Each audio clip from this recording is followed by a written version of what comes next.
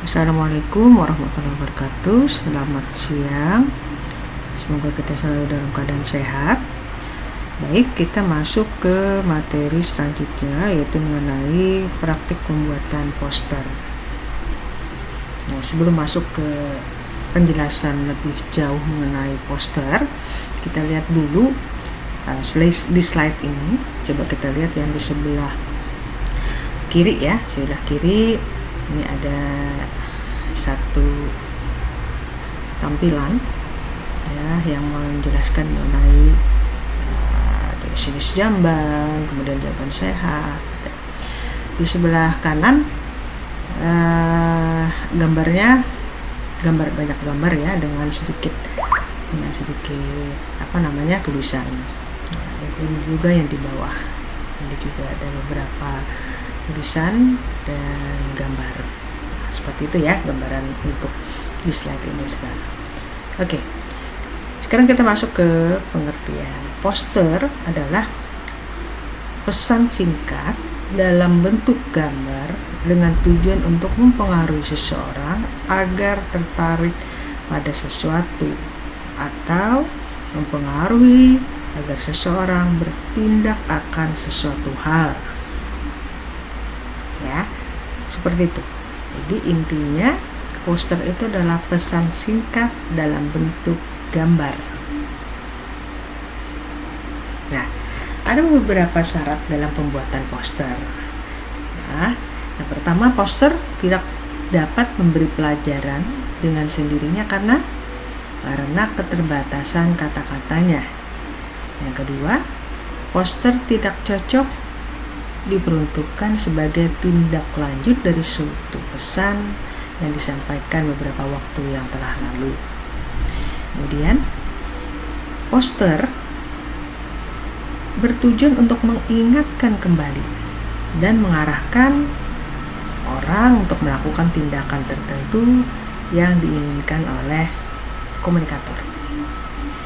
Selanjutnya, poster dapat dilihat dan dibaca oleh orang yang melewatinya. Artinya apa? Artinya ukurannya besar. Ya, nanti di bawah ada itu tulisannya ya. Bahwa ukuran poster itu untuk besar dengan ukuran 50 x 70 cm, sedangkan dalam bentuk ukuran kecil berukuran 35 sampai 50 cm. Nah, dengan ukuran yang sebesar ini, maka poster dapat dibaca dari jarak 6 meter. Ya, 6 meter udah kelihatan. Oke? Ya. Selanjutnya, kata-katanya tidak boleh dari 7 kata. 7 kata. Jadi, 7, 6, 5, ya. Kalau lebih, tidak masuk dalam persyaratan untuk pembuatan poster. Selanjutnya, dibuat dalam tata letak yang menarik, menggunakan huruf besar, gambar menarik, dan warna mencolok, serta menggunakan kata-kata yang provokatif. Ya, provokatif itu bisa membangkitkan seseorang untuk bertindak seperti itu. Kita balik lagi, kira-kira berdasarkan uraian tentang poster tadi, yang mana yang poster, yang mana yang bukan poster? Bisa dijawab? Ini bukan? Oke. Yang ini bukan? Oke. Berarti yang poster adalah betul. Nah, ini saja yang bisa terlihat dari jarak 6 meter, tulisannya tidak lebih dari 7 ya. Kemudian ukurannya, seperti itu. Oke ya. Nah, secara singkat seperti itu. Kita masuk ke petunjuk praktikum. Buatlah poster mengenai jamban sehat. Nah, proses pembuatan poster direkam ya dalam bentuk video.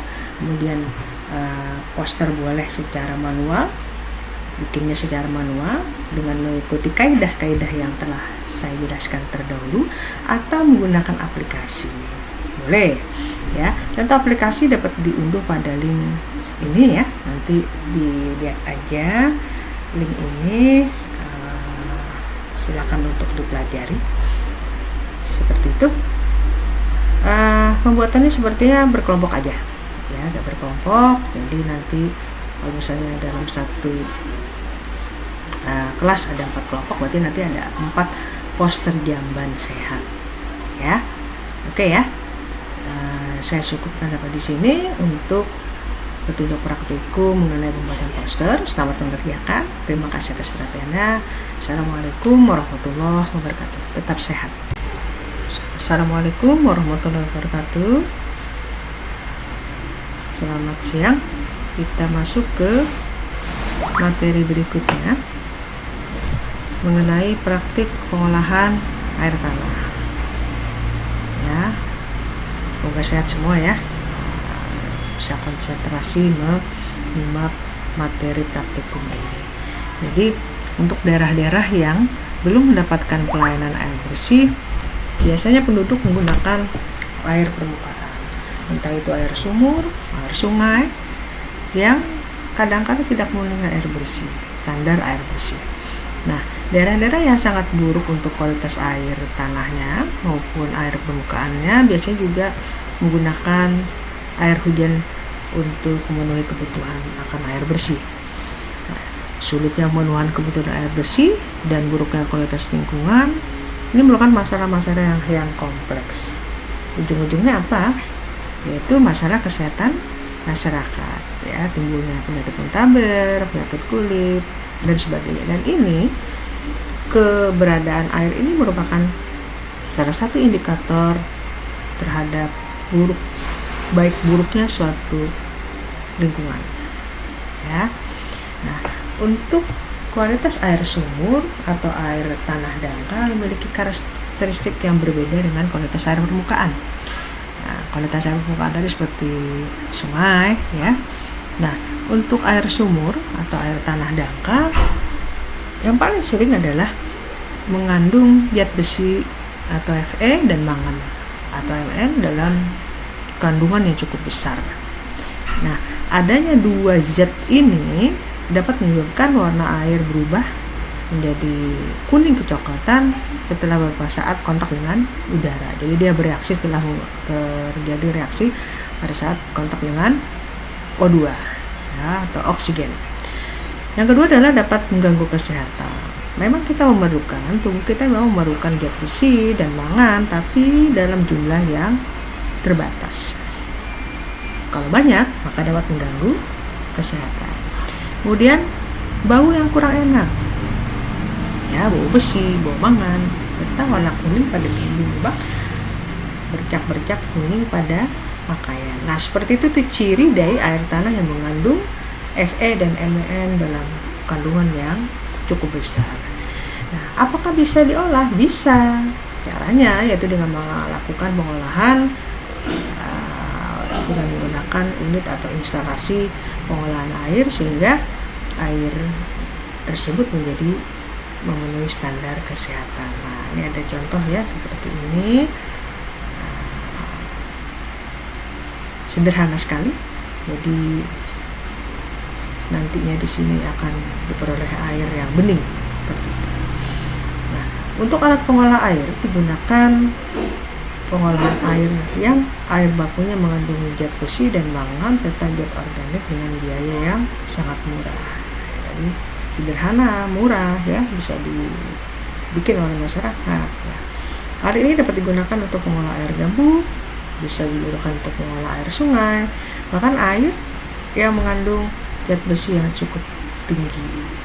Peralatan dapat disesuaikan dengan kondisi yang ada di lapangan. Nah, ini adalah alat pengolahan air, aerasi, filtrasi, upload. Jadi skemanya seperti ini. Setelah dimasukkan airnya ke dalam bak ini, dia akan masuk ke dalam beberapa tabung untuk mengalami macam-macam ya, mengalami aerasi itu dengan adanya pemasangan aerator di sini yang bernama oksigen, kemudian masuk ke dalam sini ke dalam tabung yang mengandung pasir, lanjutnya masuk lagi ke tabung yang mengandung mangan atau zeolit, lanjutnya masuk ke karbon aktif, pasir silika, dan selanjutnya masuk ke penampungan terakhir. Nah, alat ini berdasarkan hasil pemeriksaan menunjukkan bahwa terjadi penurunan ya untuk besi 0,03, untuk mangan 0,1, rasa tidak berasa, bau tidak bau, dan poli tinja ternyata 0 dengan alat ini. Seperti itu skemanya. Nah, kemudian ada lagi alat yang dinamakan dengan model TP2AS ya. Jadi alat pengolah ini terdiri dari tong, T-nya tong atau tangki, P-nya itu pengaduk, P kan kembali pompa aerasi, saringan dari pasir. TP2AS ya, disingkat dengan TP2AS. Nah, untuk tahapan proses pengolahan air tanah yang mengandung Fe dan Am yang tinggi tadi, satu adalah netralisasi. Netralisasi dapat dilakukan dengan pemberian kapur atau gamping. Selanjutnya dilakukan aerasi, yaitu pengumpaan udara ke dalam air. Langkah berikutnya adalah koagulasi dengan pemberian tawas. Selanjutnya setelah terjadi pengumpalan, maka tahap berikutnya adalah pengendapan, dan terakhir adalah penyaringan. Nah, seperti itu ya skemanya. Jadi air baku, masukkan kaporit, kemudian untuk mematikan kuman ya, kemudian masukkan kapur, pengadukan sehingga dan penetralisasi pH, kemudian ada aerasi, masukkan ke dalam air tadi, alami koagulasi, flokkulasi, sedimentasi, filtrasi, dan terakhir akan diperoleh air bersih. Nah, ini beberapa tahap yang tadi kita sampaikan tadi. Jadi ada netralisasi dalam rangka untuk mengatur kadar pH air ya. pH itu di kisaran 7-8 atau pH netral. Nah, untuk yang bersifat asam seperti air gambut paling mudah juga dilakukan dengan pemberian kapur sehingga pH akan naik ya. Aerasi itu mengontakkan udara dengan air baku. Air baku yang bagaimana? Air baku yang tadi yang mengandung zat besi dan mangan yang tinggi, sehingga reaksi antara zat besi, mangan dengan oksigen yang ada dalam udara akan membentuk senyawa besinya dan mangan yang dapat diendapkan. Nah, seperti itu mekanismenya. Untuk koagulasi, proses pembubuhan bahan kimia ya ke dalam air sehingga terjadi padatan tersuspensi ya. Nah, cara yang paling mudah adalah dengan pembubuhan tawas. Untuk proses pengendapan, setelah proses koagulasi kemudian didiamkan, akan terbentuk kumpulan-kumpulan kotoran. Nah, kumpulan kotoran ini akan menyebabkan kotoran turun ke bawah sehingga air akan tampak lebih jernih. Nah, untuk rendapan yang terkumpul di dasar tangki dapat dibersihkan dengan membuka keran penguras yang ada di bawah tangki. Nah, selanjutnya proses penyaringan. Pada proses pengendapan memang tidak semua gumpalan dapat diendapkan. Ada beberapa gumpalan kotoran yang ukurannya besar, berat, mengendap, namun untuk ukuran yang kecil dan ringan masih melayang. Nah, inilah yang diproses pada penyaringan sehingga air yang diperoleh betul-betul bersih. Penyaringan dilakukan dengan mengalirkan air yang telah diendapkan kotorannya ke bak penyaring yang berisi saringan pasir. Ini beberapa bahan yang diperlukan untuk pembuatan alat tadi. Nah, ini katanya bahan tersebut belum termasuk bahan untuk dudukan alat. Nah, kemudian juga bahan-bahan tersebut dapat disesuaikan dengan keadaan setempat. Misal dia tidak ada tong plastik, dapat dipakai atau diganti dengan drum bekas minyak yang telah dibersihkan atau dicat terlebih dahulu. Nah, ini beberapa bahan yang diperlukan untuk pembuatan model tadi ya. Nah, seperti ini. Jadi tong atau tangki penampung berupa drum plastik atau drum besi ya, dengan volume 220 liter dilengkapi 2 keran air yang mengalir ke bak penyaring dan untuk saluran penguras. Nah, pada dasar drum sebelah dalam diplaster dengan semen, kemudian ini dalam rangka untuk memudahkan pengurasan. Untuk bahan lain boleh kita bisa menggunakan fiberglass ya, tangki yang berbahan fiberglass dengan volume 550 liter, juga harus dilengkapi dengan keran pengeluaran lumpur ya, karena tadi ada proses koagulasi di mana nanti akan terendap kotoran-kotoran ke bawah ya. Nah, itu untuk drum atau tempat atau tangki penampung. Nah, selanjutnya untuk pompa aerasi, kita bisa menggunakan pompa tekan atau pompa sepeda. Nah, pompa ini fungsinya adalah untuk menghembuskan udara ke dalam air baku. Nah, dalam rangka untuk bereaksi ya antara oksigen dengan zat baik itu Fe maupun Mn ya, seperti ini. Nah, kemudian bak penyaring bisa terdiri dari bak plastik berbentuk kotak, luas penampangnya 25x25, dilengkapi dengan keran. Nah, ini penyaring tadi ya, digunakan di dalamnya itu ada kerikil, pasir, arang, icuk. Nah, ini ada beberapa lapisan yang disarankan, untuk lapisan 1 sampai lapisan 6. Kemudian untuk lapisan 4, 5, lapisan 5 dan 6 diberi spons dan kaca plastik untuk memudahkan backwash ya. Jadi seperti itu. Untuk bahan kimia yang digunakan tawas, kapur, dan kapuret bubuk untuk proses desinfektan. Alatnya sederhana sekali, kita bisa mencari lah ya, tidak terlalu susah. Pompa ya kan, tangki atau drum, kemudian ember seperti itu, ijuk, kerikil, arang, pasir, seperti itu ya. Nah, untuk proses pembuatannya, air baku dalam tangki penampung dipenuhi sampai memenuhi sesuai tangki ya. Kalau ini kan 550 berarti harus hampir penuh ya. Kalau 220 berarti ya 200-an ya isi tangki tersebut. Selanjutnya, larutkan 60 sampai 80 gram bubuk kapur, atau kalau kita pakai sendok makan tuh 4 sampai 6 sendok makan ke dalam ember kecil yang berisi air baku, kemudian aduk merata.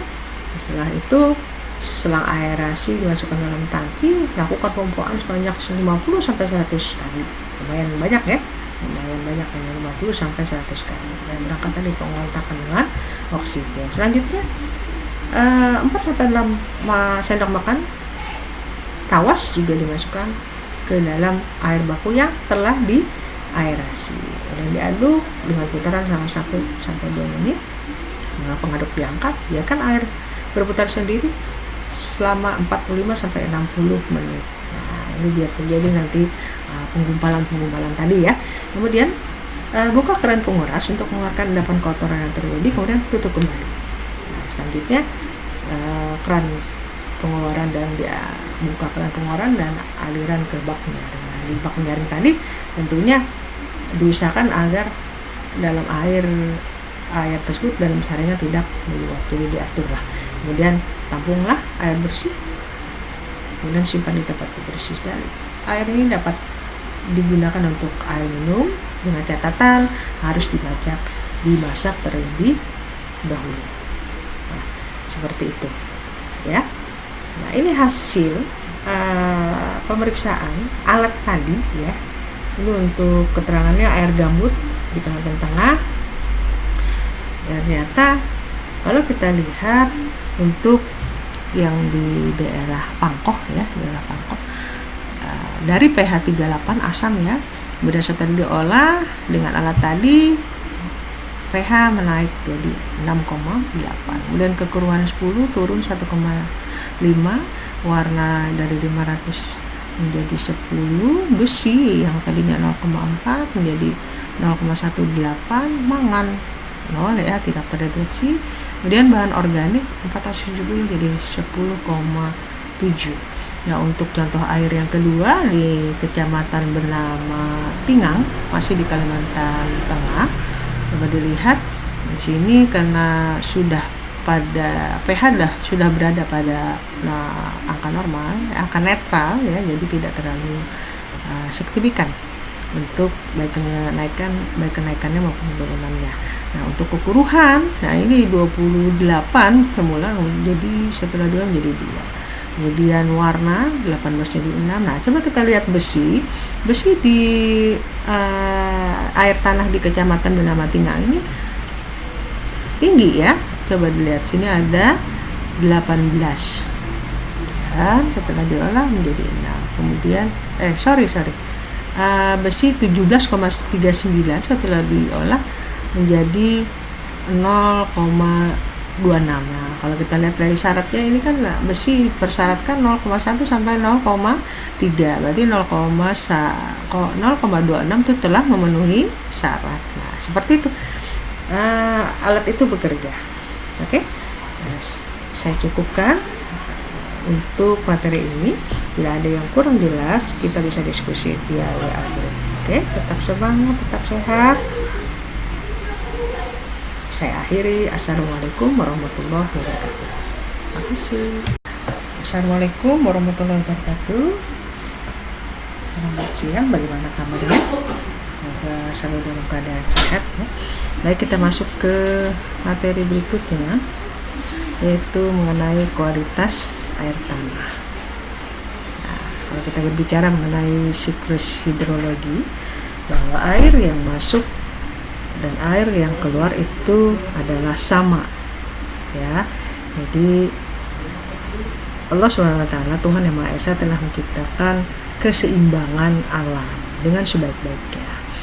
Nah, ini pasti sudah di luar kepala ya, karena sudah kita peroleh informasi ini sudah jauh sebelum kita masuk ke dunia perkuliahan juga ini sudah pernah disampaikan bahwa siklus hidrologi, siklus air di alam itu adalah tetap. Jumlah air di muka bumi ini yang dipakai itu terbatas jumlahnya ya. Ketersediaan air tawar dari keseluruhan air di muka bumi ini hanya 2,8% saja. Artinya banyak air tidak tawar atau air asin diantaranya ya. Nah, kita masuk ke pengertian air tanah atau groundwater. Groundwater adalah air yang terdapat pada pori-pori tanah pada daerah zona saturasi.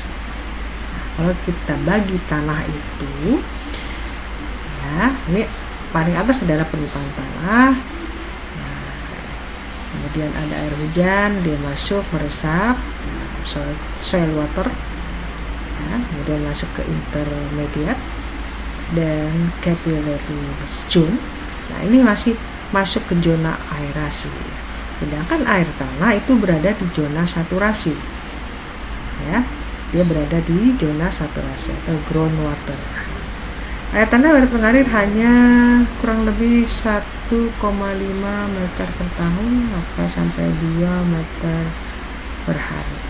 Terjadi akibat proses infiltrasi atau proses perkolasi. Jadi setelah masuk ke zona aerasi, baru dia masuk ke zona berikutnya ya, seperti itu. Jadi dia berada di pori-pori tanah seperti pada batuan padat atau seling. Nah, untuk ini sumur dapat dibedakan menjadi dua, yaitu sumur dangkal atau gravity well dan sumur dalam atau artesian well. Nah, untuk air tanah dangkal sendiri, proses resapan air pada permukaan tanah dan berkumpul pada lapisan rapat air dengan kedalaman sekitar 15 meter. Seperti sumur ya, contohnya ya. Kapasitas berfluktuasi tergantung musim. Kalau musim kemarau bisa menyusut airnya, kalau musim hujan bisa naik. Nah, kualitas baik karena tersaring oleh lapisan tanah. Biasa digunakan untuk pemenuhan skala rumah tangga. Contohnya sumur. Nah, seperti ini ya. Rumah tangan, sumur dangkal dengan kedalaman 15 cm. Nah, sedangkan untuk air tanah dalam ini berada pada tanah rapat air. Jadi permukaan statis sekitar 80 sampai 200 meter kedalamannya. Dapat diambil dengan cara pengeboran. Jadi tidak bisa dengan ember, tapi harus dengan pengeboran. Sumur bor dengan permukaan statis negatif artinya air perlu keluar dengan menggunakan pompa. Kemudian untuk sumur bor dengan permukaan statis positif, pipa agak tinggi agar air tidak melimpah, jadi dia menyembur seperti itu ya, karena tekanan di bawah. Untuk kualitas air tanah itu dipengaruhi oleh hujan, yang kedua adalah tanah dan bebatuan yang ada di daerah tersebut, dan gas terlarut atau terkandung di dalam tanah. Jadi ini beda-beda ya. Jadi tanah di Jawa dengan tanah di Kalimantan itu berbeda. Kemudian gas yang terkandung di tanah Pulau Jawa dengan Pulau Kalimantan juga berbeda. Nah, selanjutnya berbicara mengenai permasalahan yang sering terjadi pada air tanah adalah kandungan kadar besi. Kandungan kadar besi yang tinggi, Mn yang tinggi, dan kondisi air yang asam. Nah, ini bisa diakibatkan karena kondisi geologis Indonesia yang secara alami memang memiliki kandungan Fe yang tinggi, di mana terutama di daerah lereng gunung, yang juga bisa disebabkan oleh aktivitas atau kegiatan manusia. Sedangkan untuk kandungan asam organik yang tinggi itu dapat disebabkan karena kondisi lahan gambut atau daerah bako seperti kita ini ya, ini kandungan Mn tinggi, Fe tinggi, plus pH yang tinggi karena adanya keberadaan lahan gambut atau daerah bakau yang kaya akan kandungan sinyal organik.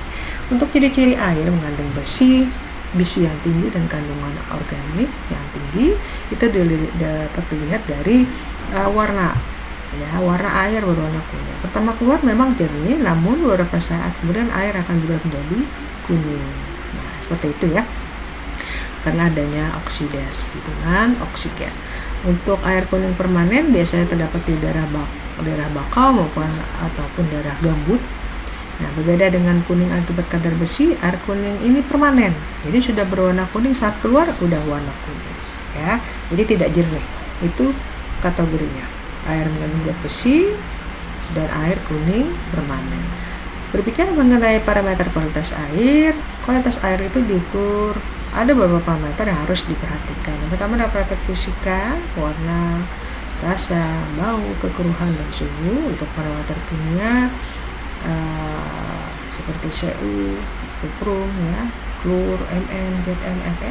Untuk organik kimia, DO, BD, dan sebagainya. Untuk parameter biologi, bakteri E. coli, coliform, ya, untuk radioaktif, radon, ya, itu untuk parameter kualitas air. Sedangkan kita klasifikasikan air tanah itu menurut Kementerian Kesehatan Republik Indonesia menjadi 4 golongan. Golongan A, B, C, D atau golongan 1, golongan 2, golongan 3 dan golongan 4. Nah, golongan 1 itu langsung bisa diminum. Di mana ini? Ini biasanya ada di mata air. Nah, kemudian golongan 2 itu harus diolah dahulu. Ya, seperti sungai, ya. Kemudian golongan 3 untuk irigasi, dan yang terakhir golongan 4 itu untuk keperluan industri maupun PLTA. Nah, air tanah secara umum termasuk dalam golongan B, dan memang ada beberapa yang masuk golongan A. Nah, begitu. Untuk penjelasan mengenai kualitas air tanah secara singkat seperti itu ya. Mungkin kalau misalnya ada yang perlu kita diskusikan, silakan menulis di WA group. Oke, jadi cukupkan dulu sampai di sini. Mohon maaf kalau ada kesalahan. Tetap sehat, tetap semangat. Assalamualaikum warahmatullahi wabarakatuh. Assalamualaikum warahmatullahi wabarakatuh. Baik, bagaimana kabarnya? Semoga selalu dalam kondisi sehat ya. Kita masuk ke materi praktikum. Dalam hal ini adalah praktikum pembuatan maket jamban. Ya, ini sedikit mengulang ya, bahwa tinja itu adalah bahan buangan yang dikeluarkan dari tubuh manusia atau benda zat yang tidak dipakai lagi oleh manusia, oleh tubuh, kemudian harus dikeluarkan. Nah, Berdasarkan hasil penelitian, tiap orang atau tiap manusia itu mengeluarkan kotoran tinja itu sebanyak 330 gram. Nah, apa tujuan penggunaan toilet jamban? Ini adalah untuk mencegah kotoran, dalam hal ini tinja, mencemari air minum, makanan, dan tangan kita. Nah, berikut adalah contoh buang air besar yang tidak sehat ya, entah itu di sungai ya. Coba lihat, ini lagi enak-enaknya membuang ya, sedangkan di bawah si ibu ini lagi melakukan aktivitas sehari-hari. Begitu pula dengan gambar yang kedua ya, ada yang membuang di atas, kemudian di bawah ada aktivitas selanjutnya, juga membuang di kebun ataupun di dekat pantai. Nah, berbicara mengenai jamban sehat, secara prinsip harus mampu memutuskan hubungan antara tinja dan lingkungan. Itu prinsipnya. Berdasarkan ini, maka persyaratan jamban sehat diantaranya yaitu 1, tidak mengotori permukaan tanah yang ada di sekeliling jamban, kemudian tidak mengotori air permukaan di sekitarnya, tidak mengotori air tanah, tidak menimbulkan bau, mudah dipakai, mudah dipelihara, desainnya sederhana, serta biaya pembangunannya yang murah. Nah, ini adalah yang tadi ya, mencakup yang 8 tadi, bahwa sanitasi itu akan mengarah kepada kesehatan. Tempat yang aman untuk melepas hajat, kemudian sarana berbilas yang setelah kita membuang hajat, kemudian bisa juga digunakan air kencing dan tinja menjadi sumber daya yang sehat, bisa dijadikan kompos ya. Kemudian memastikan toilet selalu dalam keadaan bersih dan aman, dan memasak makanan agar tidak tercemar oleh buangan kotoran tadi. Baik, ini review lagi. Saya sudah pernah memberikan ini ya, materi ini, bahwa bangunan jamban itu terdiri dari 3 bagian utama. Yang pertama adalah rumah jamban yang berada di atas, kemudian slab atau dudukan yang berada di tengah, dan bagian bawah yaitu sebagai tempat penampungan tinja. Nah, berbicara mengenai sanitasi keadaan darurat, diperlukan jamban sederhana yang dapat dibuat dengan cepat. Nah, dan menggunakan bahan-bahan lokal, bahan-bahan yang ada di sekitar tempat di mana kita akan melakukan atau membuat jamban sederhana tersebut. 1 jamban setiap keluarga atau beberapa keluarga dianggap cukup nyaman. Kemudian untuk jamban selokan atau terrace latrine harus dibangun pada kawasan paling rendah dan jauh dari sumber air, namun dekat dengan tempat tinggal, sehingga tidak perlu berjalan jauh ya untuk menggunakannya. Boleh pada saat sanitasi keadaan darurat. Nah, untuk jamban darurat layak pakai, ini ada beberapa syarat ya, bahwa jamban selokan punya lantai, punya pijakan, juga mudah digunakan. Kemudian jambannya seharusnya cukup dalam, sekitar 2 meteran, tapi juga tidak sedikit dangkal ya, sehingga dalam rangka penggalian sebenarnya ya. Kemudian setiap pengguna harus menguruk atau menimbun kotorannya masing-masing dengan tanah secukupnya. Jadi setelah membuang hajat, maka yang membuang hajat tadi harus menutup kotorannya dengan tanah secukupnya. Nah, ketika jamban ditutup dengan penuh, timbun dengan sempurna menggunakan tanah. Di atasnya ditanam dengan tanaman-tanaman, pepohonan yang mendapat manfaat dari kotoran tadi, sehingga dikatakan di sini tanah yang subur. Bangunan pelindung yang portable dapat dibangun untuk jamban untuk memberi privacy dan melindungi pemakaian dari hujan. Nah, seperti itu ya. Sekali lagi, ini untuk jamban darurat. Nah, seperti ini gambarannya. Darurat ya, tirai privacy, kemudian pijakan kaki dari kayu dan papan ada lantainya, kemudian atap diberi pelindung agar menghindari dari hujan, kemudian kayu terbuat dari kayu ringan atau pipa plastik, seperti itu. Nah, untuk aturan umum pembangunan toilet sendiri, dasar lubang apabila berupa jamban, jika berupa toilet kering atau kompos, kurang-kurangnya berjarak 2,5 meter dari atas tanah. Nah, jika menggali lubang untuk toilet, tanahnya sangat basah dan jika lubangnya terisi air, maka tempat tersebut dikategorikan lokasi yang buruk untuk toilet. Jadi harus diingat bahwa ketinggian air harus selalu berada lebih tinggi pada musim hujan maupun musim kemarau. Nah, jangan sampai nanti posisinya toilet itu berada di atas dari tinggi air. Tentunya tadi pada gambar sebelumnya menyebutkan bahwa apabila kita berada pembuangan toilet itu berada di atas, sedangkan di bawah ada aktivitas, nah itu kategorikan mencemari sumber air di bawahnya. Kemudian jangan membuat jamban di atas lahan yang terkena banjir. Nah, otomatis ini kalau banjir datang tentunya jamban ini juga akan hanyut. Jika ada risiko pencemaran air tanah dan jamban, pertimbangkan untuk membangun toilet di atas tanah seperti toilet kering. Nah, itu kita harus memperhatikan risiko-risiko pencemaran air tanah dan jamban. Kalau kita meletakkan di sini apakah sudah tepat atau tidak. Kemudian air tanah mengalir menuju kawasan yang lebih rendah. Ya, prinsip air ya mengalir ke tempat yang lebih rendah. Jika tidak ada pilihan kecuali membangun toilet di lokasi yang berisiko membuat pencemaran air, maka tempatkan toilet tersebut pada lokasi yang lebih rendah dari sumur-sumur di sekitarnya. Itu prinsipnya air mengalir ya. Jadi kalau di atas ada sumber air, kita jangan meletakkan toilet itu di atas dari lokasi sumber air, tapi di bawahnya. Seperti itu. Oke. Nah, seperti ini ya. Nah, ada gambaran sederhananya, toilet harus berjarak paling sedikit 20 meter dari sumber air.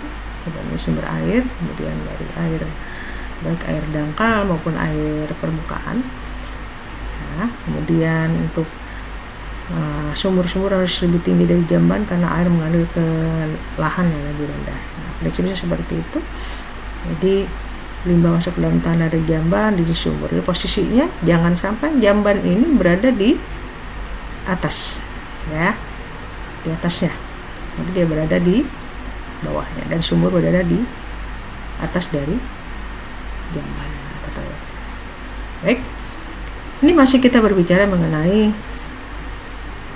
jamban darurat ya. Jadi ada model kabin kakus 3 bilik dan kamar mandi 2 bilik yang portable, jadi bisa dipindah-pindahkan. Nah, ini ya, nanti bisa dilihat di ada ininya ya, ada alamat, nanti silakan dilihat.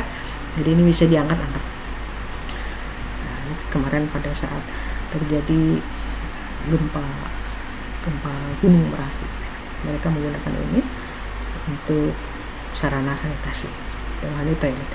Kemudian toilet ekologis, ada lagi istilah toilet ekologis. Apa itu?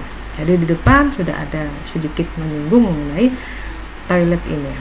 Jadi ini adalah toilet kompos, ya, kompos. Jadi artinya kotoran manusia itu dapat digunakan untuk tanaman, ya. Jadi ada 2 jenis toilet ekologis yang dikenal dengan toilet kompos.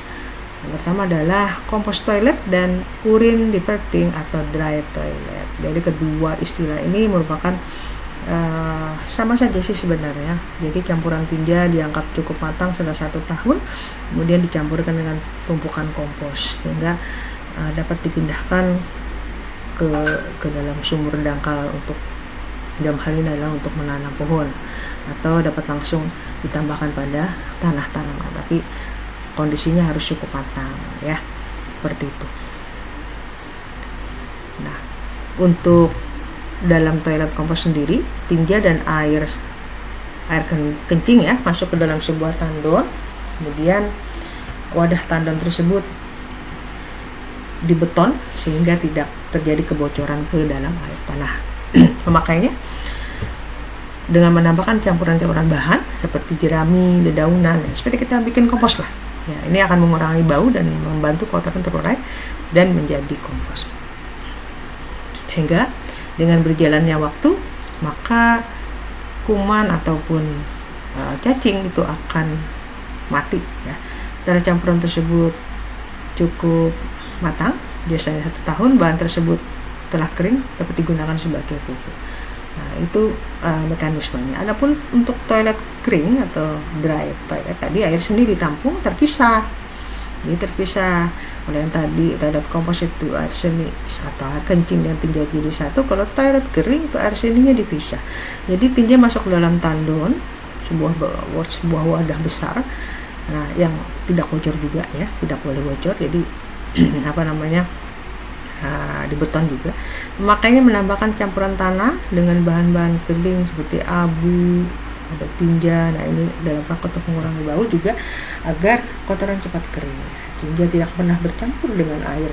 Campuran kering ini akan membunuh sebagian besar kuman termasuk telur cacing. Nah, tinja ditampung 1 tahun hingga teksturnya menyerupai tanah kering. Nah, untuk toilet kering itu tanpa air sama sekali, entah itu air tinja maupun air dari membasuh.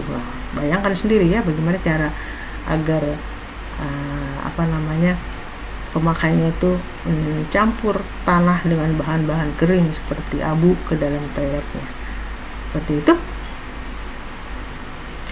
Untuk toilet kering itu akan membantu ekonomi lokal. Jadi ini sudah ada ada contohnya di sebuah negara, yaitu negara Meksiko.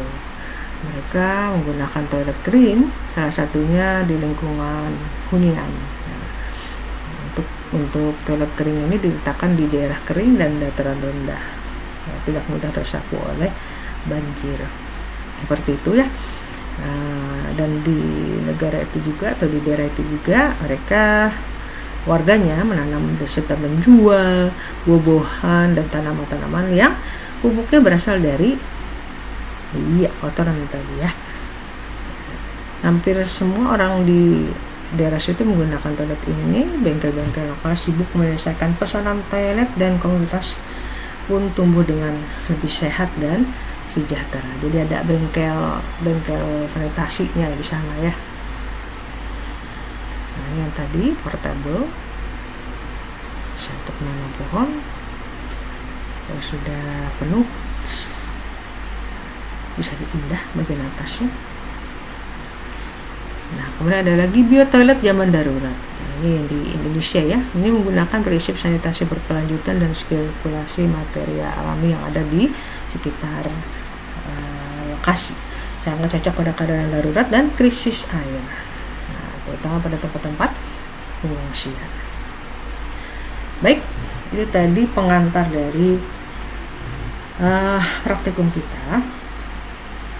Adapun untuk pembuatan maket, jadi kalau kita bicara mengenai maket adalah satu bentuk rancangan sebuah bangunan yang akan dibuat yang menggambarkan tata ruang bangunan tersebut dalam bentuk 3 dimensi. Bahan yang digunakan untuk membuat maket bisa berupa styrofoam, ya, kemudian perekat atau lem, diperlukan juga kertas karton kalau mau bikin dinding misalnya ya, kemudian kertas muka, misalnya mau bikin kaca, jendela, pintu dan sebagainya, kain linen sebagai alas, nah, kemudian kain ledru misalnya mau dikasih rumput-rumputan, kertas pasir untuk tekstur batu alam, cat semprot untuk mewarnai. Dengan untuk alat digunakan seperti penggaris, gunting, cutter, pulpen ya. Nah, begitu. Untuk petunjuk praktikum kita pada hari ini adalah tugas per kelompok saja. Buatlah maket jamban sehat. Nah, kita bagi jadi 4 ya, 4 tempat jamban yang diperuntukkan untuk daerah sungai, kemudian jamban yang diperuntukkan untuk daerah rawa dan muka air tinggi, jamban yang digunakan pada daerah rawan banjir, dan jamban yang berada di daerah pantai dan muara. Seperti itu. Nah, sekali lagi ini maket. Nah, jadi tolong nanti dipikirkan kalau daerah sungai berarti jambannya seperti apa, kalau daerah rawa seperti apa, kalau banjir seperti apa, pantai seperti apa. Oke. Nah, saya cukupkan sampai sini. Semoga selalu sehat, tetap semangat. Salah hilaf mohon maaf. Wabillahi taufiq wal hidayah. Assalamualaikum warahmatullahi wabarakatuh. Terima kasih. Assalamualaikum warahmatullahi wabarakatuh. Semoga selalu sehat semuanya ya. Baik, kita masuk ke materi selanjutnya itu mengenai geolistrik. Nah, sebelumnya saya mau review dulu pelajaran yang telah kita sampaikan dulu ya. Jadi kebanyakan air tanah itu berasal dari air hujan. Jadi air hujan itu masuk ke dalam tanah, kemudian menjadi bagian dari air tanah, perlahan-lahan mengalir ke laut, atau juga bisa langsung mengalir ke tanah ataupun permukaan bergabung dengan air sungai.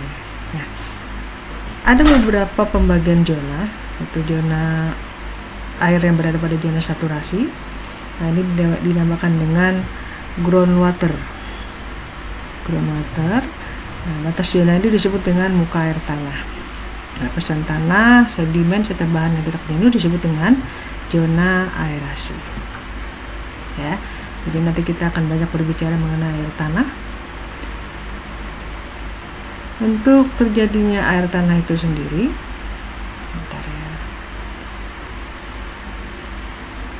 Kembali kita ke siklus hidrologi. Nah, masih ingat ya apa itu daur atau siklus hidrologi? Ya, kemudian di mana keberadaan dari air tanah itu sendiri? Itu berada pada zona jenuh atau zona saturasi. Ini mengulang saja ya. Nah, kalau kita berbicara mengenai air tanah, tentunya banyak batuan yang akan dilalui oleh air sebelum tembus ke dalam tanah. Nah, formasi geologi yang tembus air itu dinamakan dengan aquifer. Untuk susunan geologi sebagai berikut. Dari atas ya, kerikil, pasir, batu kapur, turun lagi batuan gunung berapi, batu pasir kembali, kemudian tanah liat bercampur bahan yang lebih kasar, konglomerat, dan batuan kristal. Ya. Berbicara mengenai porositas, ternyata tanah itu memiliki porositas 50-60%. Jadi kalau air itu jatuh ke tanah maka mudah diserap. Nah, sekarang kita lihat ke batu kapur dengan apa ini ya, shell. Ini porositasnya sangat kecil, yaitu 1-10% saja. Sehingga kalau air masuk ke dalam tanah melalui dua bahan ini, tentunya air yang akan meresap juga sedikit, kecil sekali, hanya 1-10%. Oke. Baik, kita masuk ke geolistrik. Apa itu geolistrik? Geolistrik merupakan salah satu metode geofisika untuk mengetahui perubahan tahanan jenis lapisan batuan di bawah permukaan tanah. Caranya seperti apa? Yaitu dengan mengalirkan arus listrik DC atau direct current yang mempunyai tegangan tinggi ke dalam tanah. Jadi pada prinsipnya aliran listrik pada formasi batuan itu terjadi karena adanya fluida elektrolit pada pori-pori atau rekahan batuan. Nah, inilah yang menyebabkan resistivitas suatu formasi batuan tergantung pada porositas batuan tersebut. Batuan yang porus berisi air atau air asin itu lebih konduktif atau resistivitasnya lebih rendah bila dibandingkan dengan batuan yang pori-porinya hanya berisi udara atau kosong. Nah, untuk geolistrik sendiri, penyelidikan air tanah dilakukan dalam rangka memperkirakan tempat terjadinya air tanah, kemudian berapa sih kedalaman antar muka pembentukan, itu meliputi kerikil, pasir, dan lainnya, serta ciri-ciri fisik air tanah, meliputi suhu, kerapatan, dan lain-lain. Nanti kita ada praktikumnya ya. Kita masuk ke prinsip kerja dari pendugaan geolistrik. Itu adalah dengan mengukur tahanan jenis dengan mengalirkan arus listrik ke dalam batuan menggunakan elektroda arus. Arus ini diterima oleh elektroda potensial, di mana beda potensi dapat diukur dengan voltmeter. Untuk metode geolistrik terbagi menjadi dua. Yang pertama adalah metode potensial diri atau self potensial, kemudian induksi polarisasi atau IP, dan resistivitas tahan jenis. Nah, untuk metode self potensial merupakan salah satu metode listrik. Tujuan dari sini adalah untuk analisis struktur lapisan bumi berdasarkan sifat kelistrikan batuan, namun tidak memberi medan listrik eksternal. Untuk metode induksi polarisasi sama, merupakan salah satu metode listrik, namun di sini tujuannya adalah untuk melakukan pengukuran parameter listrik batuan atau resistivitas berdasarkan potensial polarisasi yang terukur antara dua elektroda dalam kondisi tanpa polarisasi polen. Dan untuk metode resistivitas tahan jenis merupakan metode listrik yang akan mempelajari sifat resistivitas atau konduktivitas listrik lapisan batuan di dalam bumi. Untuk penyelidikan pada metode ini dibagi menjadi dua kelompok besar, yaitu metode resistivitas sounding dan metode resistivitas mapping atau profiling. Apa itu metode resistivitas sounding? Yaitu metode resistivitas yang bertujuan untuk mengetahui variasi resistivitas lapisan bawah permukaan secara vertikal. Sedangkan untuk resistivitas mapping itu lebih kepada mengetahui variasi resistivitas lapisan bawah permukaan secara horizontal. Bedanya di situ, yang satu vertikal, yang satu horizontal. Beberapa konfigurasi elektroda tadi di depan sudah disinggung mengenai penggunaan elektroda dalam pengukuran gaya listrik ini. Ada banyak konfigurasi elektroda yang digunakan. Yang pertama, ini yang paling umum digunakan, ada 3 ya. Yang pertama adalah konfigurasi Wiener, konfigurasi Schlumberger, dan konfigurasi dipole. Apa kelebihan dan kekurangannya? Dapat diketahui bahwa menggunakan konfigurasi elektroda Wiener, ya, jadi ketelitian dalam pembacaan tegangan itu akan lebih baik. Nah, kenapa? Karena elektroda yang bisa dilihat di sini ya, di gambar ini, elektroda yang dipasang, elektroda N dan N itu relatif berdekatan dengan elektroda A dan B. Nah, jadi dia berada di area A dan B. Namun kekurangannya tidak dapat mendeteksi homogenitas batuan di tingkat permukaan. Nah, jadi ini batuan apa sih? Nah, tidak bisa terdeteksi dengan baik. Sedangkan untuk konfigurasi elektroda Schlumberger, kemampuan untuk mendeteksi adanya non-homogenitas lapisan batuan permukaan. Nah, seperti lihat di gambar sini ya, ada beberapa kekurangan. Yang pertama adalah untuk pembacaan tegangan. Pembacaan tegangan akan lebih kecil, terutama apabila jarak antara ini ya, elektroda A dan B relatif jauh seperti ini. Nah, sedangkan untuk dipole itu digunakan untuk penetrasi yang lebih dalam, sehingga waktu dan perubahan bentangan elektroda yang relatif lebih pendek. Nah, kekurangannya di sini, pengukuran medan listrik jadi sulit apabila jarak pengukuran yang cukup jauh. Nah, terlihat di sini ya, kalau ini medan listriknya, untuk mengukur medan listrik pada jarak yang jauh, maka disinilah kekurangan dari metode konfigurasi elektroda dipole. Nah, penjelasannya bahwa untuk konfigurasi Wiener digunakan jarak yang sama antara elektroda, sehingga elektroda A M itu sama dengan elektroda yang dipasang pada N sama dengan elektroda antara N dan D. Jadi jarak antara pemasangan elektroda satu dengan yang lainnya itu berjarak sama. Sedangkan untuk konfigurasi Schlumberger ini menggunakan 4 elektroda. Jadi ada 2 elektroda arus dan ada 2 elektroda potensial. Untuk konfigurasi dipole ini paling sering digunakan dalam eksplorasi atau penyelidikan sumber air ya, sumber air mineral terutama. Nah, konfigurasi ini memiliki 2 bagian utama, yaitu current dipole atau AB dan potential dipole yang letaknya tidak segaris dan simetris. Tadi sudah diperlihatkan pada gambar ada slide sebelumnya. Nah, berikut adalah gambar hasil dari eksplorasi tadi ya. Ini diantaranya bisa menggunakan software Flash2DV. Nah, kita lihat di sini sensitivitas konfigurasi untuk planner. Hasilnya akan nampak seperti ini ya.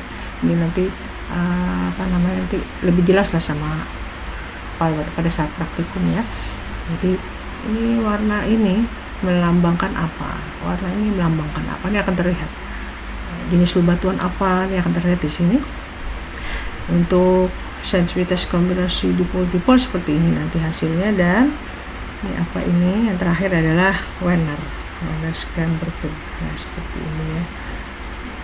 Nanti lebih jelasnya di praktikum saja. Baik, sampai di sini dulu untuk pengantar geolistrik. Akan lebih jelas lagi pada saat nanti kita praktikum, sehingga kita ngerti ini yang mana sih elektroda A, elektroda B, elektroda M, elektroda N. Nanti akan dijelaskan lebih detail pada saat kita praktikum. Oke, saya selesai sampai di sini. Saya lahirnya permohonan maaf. Kalau ada yang perlu didiskusikan bisa langsung di WA group. Mungkin tetap semangat, tetap sehat. Wassalamualaikum warahmatullahi wabarakatuh.